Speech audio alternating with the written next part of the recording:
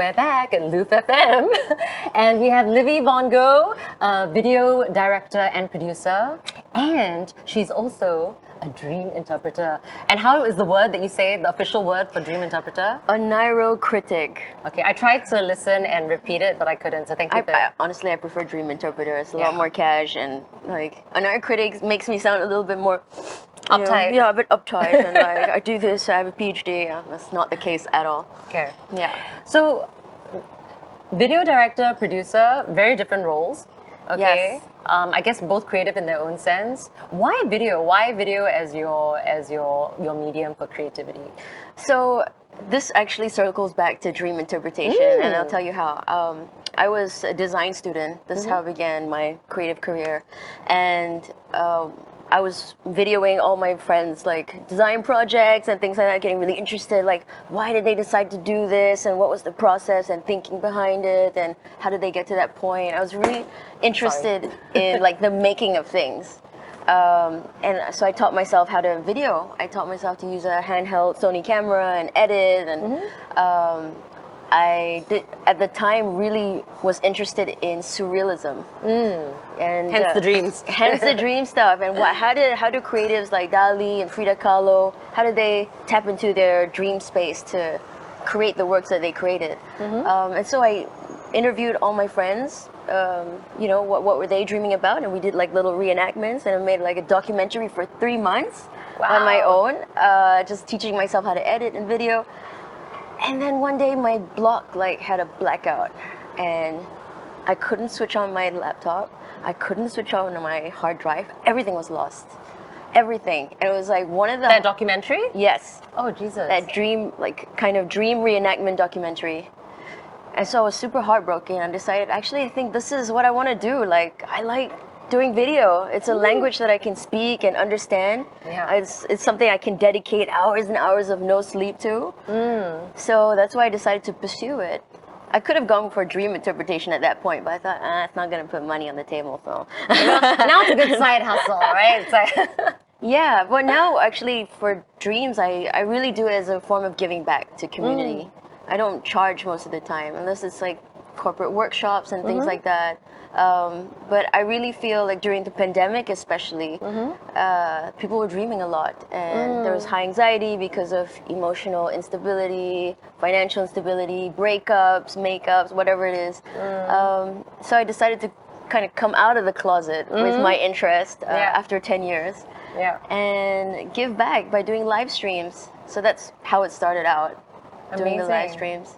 So yeah, I guess, really, I mean, now that we are in 2022, how was 2021 for you, with all the adversity, pandemic, you know the story? Such a big question. I feel like as a creative, life is always like a roller coaster. I don't know if you feel that way too, but this one was especially extreme. It's one of the happiest years and one of the most challenging years. And happiest because like I found someone I really, really love and that I treasure and that I want to build with. But at the same time, work was really suffering. So it had that like part of my life that was going and then the other one going, And when you say it was suffering, was it like creative block, lack of inspiration, or just lack of work because of what was happening? I think relatively less work than before, and not hitting the targets that I projected or envisioned for myself, and letting that affect my ego. So how I just tried to stay sane and counter that was to completely like shift my mindset. Instead of thinking, what do I lack, or like what am I not getting, what am I not receiving, what do I need, what am I seeking, I thought about what I could grow, what I already have, what is abundant, and where I can move where I felt like I couldn't move now. I think a lot of the reason like creatives feel crippled emotionally and mentally is because of the lack of growth. Yeah. So you need to find that in other ways. I'm doing like a lot of spirit fingers. Jazz fingers. So what did that look like for you? For me, it was many things. Okay, let's start with like building the foundation spiritually and mindfully.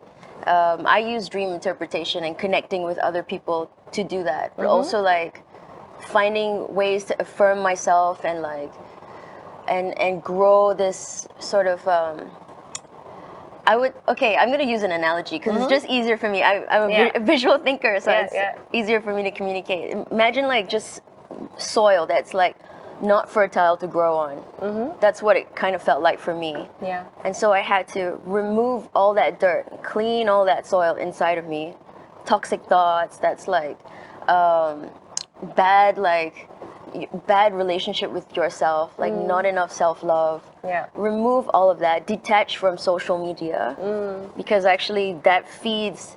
I feel like social media is good for inspiration, but it's also stifling for creativity because you're constantly comparing yourself and like and having that ego like fluctuate. That's really stifling for creativity.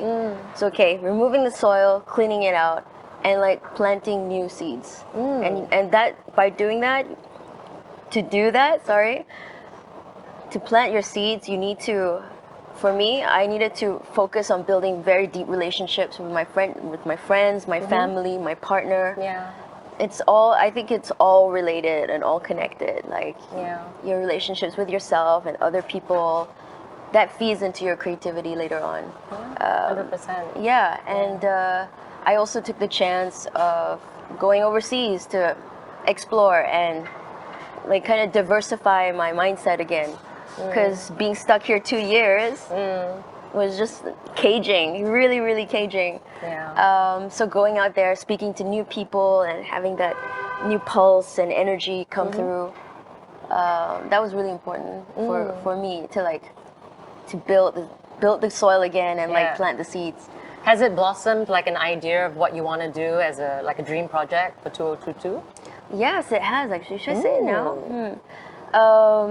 We love, just give us a little bit of a...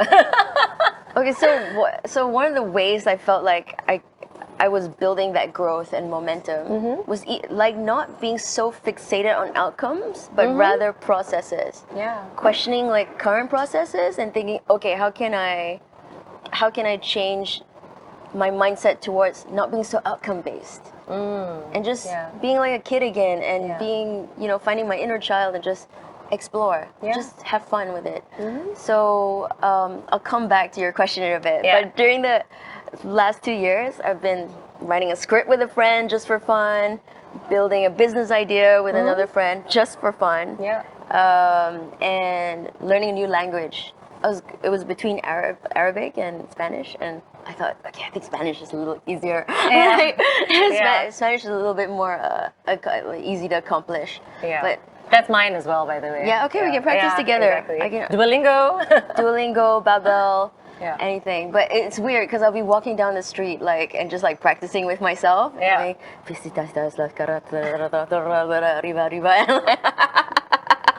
Wow, you're dedicated. I know. Who cares? People will look at you like you're crazy, but... So being from Singapore, like how much of being from here has kind of influenced your creative process or your work? Or you kind of very much more kind of global forces? I feel like Singapore gets a bad rep for being young and infant in its arts and culture scene. But actually it's a blue ocean, right? It's kind of like Wild Wild West. There is a personality that can be built and is yet to be built. So you have, as a creative here, to be part of that. And we've had incredible artists come up since the last few years, I think, in immersive 3D design, in digital illustration, in comedy, I think we have a lot of potential here. Yeah. And it's a good time to build this personality of ours. Is there anything that you would change? I mean, I guess if I don't know, policy, funding, is there any area that if you could make a change, Yeah, just general mentality here towards creatives. Why are we deemed most non-essential? Non-essential. Why is that? The way our country looks today and the way it's presented to the rest of the world is because of creatives. I think that there needs to be a huge shift in mentality. I remember taking a Grab to Gilman Barracks while SG Art Week was on. And I was like super excited, and then the Grab driver was like, why are you so excited, Sia? And I said, like, this is awesome that during the pandemic we get to have have art on show, and it's beautiful. What a great boost to morale and like getting people out of their homes. And he said, like, oh, I can't be bothered with this stuff. I said, why? Why can't you be bothered? He goes, because it's too atas. It's just it's a mind shit, you know. Yeah, there's this like idea that if you're pursuing the arts, you must be from an atas background. Yeah, why is that? Like, that needs to change. It's arts and culture as a whole needs to be democratized. The attitude needs to be democratized. Yeah, and like I guess not done in a way which is also kind of like oversimplifying, because I feel like that's kind of what they do as well, like to make it not atas. You know, I don't know, or maybe like just diverse enough that there's something for everyone. Yeah, that's right. Yeah. So back to your question that I deviated around. The dream interpretation thing. I've seen vast interest in it, which is really, it really fills my soul. Are there like really like common, typical like symbols that just like keep coming up, especially I guess during this whole time?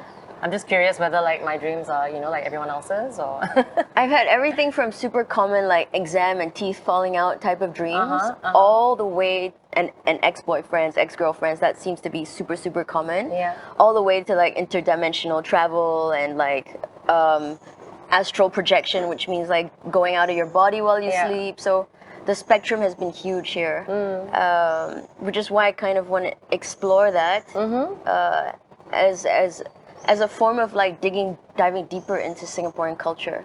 Because when I interpret dreams, I really tell everybody that, you know, you have to think about your lens. What are your influences? What is your cultural background? Yeah. You know, what are the things in your day to day that actually really influence you? I mean, that's why I was going to ask. Like, it's such a tough job because everyone comes from. I mean, especially if you were doing it online, people are coming from everywhere, right? Yeah. So you do need to kind of deep dive to understand the cultural background that they have specifically. Yeah, that's why I really make it a point to understand as many cultures as possible. I'm always watching like, oh, what is the tribe doing for initiation in Papua New Guinea, or like what is a like Siberian farmer doing to relax, like, you know, things like that. I'll just look up random stuff.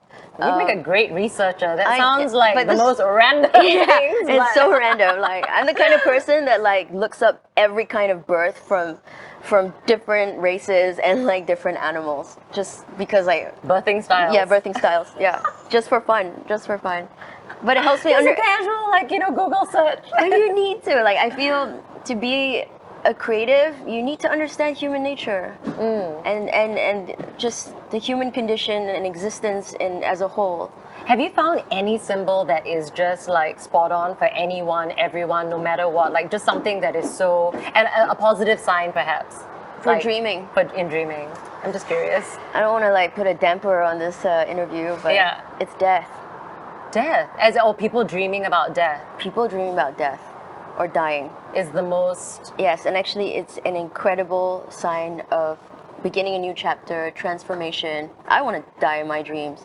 And interestingly enough, right, when you die, you produce, at least it's research that you produce DMT. DMT. Which is the same chemical you release when you dream. Wow. Yeah. Yeah. Dying in your dream. Dying in your dream is a good now thing. I'm upset because I've never died in my dreams.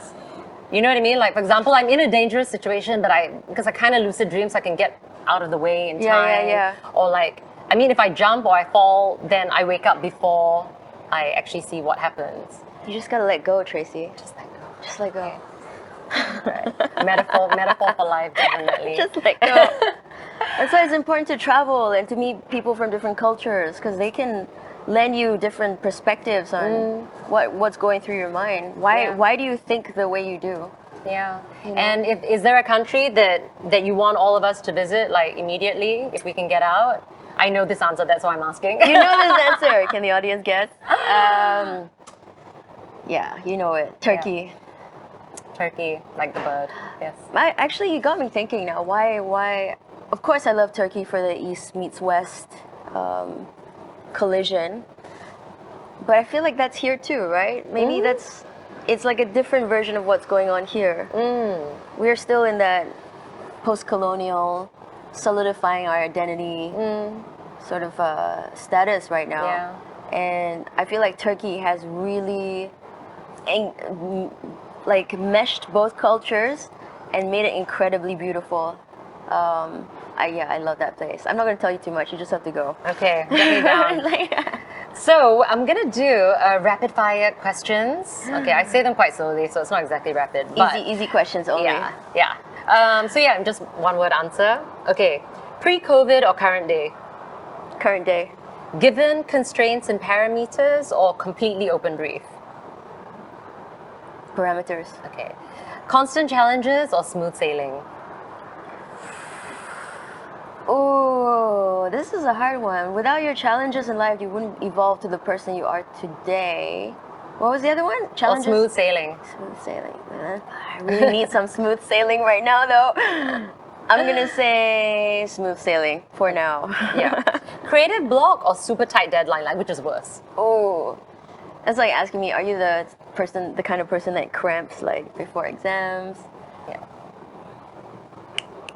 Okay, yes. Which one? Creative block or super tight deadline? Super tight deadline. Introvert or extrovert? Introvert. Stoic or excitable? Excitable. Meticulously planned or serendipitous? Serendipitous for sure. Create or immerse? Create. Scripted or ad-libbed? Ad-lib. Like now. We've got 2 ad-libs, yeah. Yay, she did it! What are you, ad-lib or survived. scripted? Ad-lib for sure. I can't remember stuff. Hence, like, We were rappers in our past lives. Yeah. Thank you so much, Livy. I think that was awesome. Yay! Yay. No, thank you.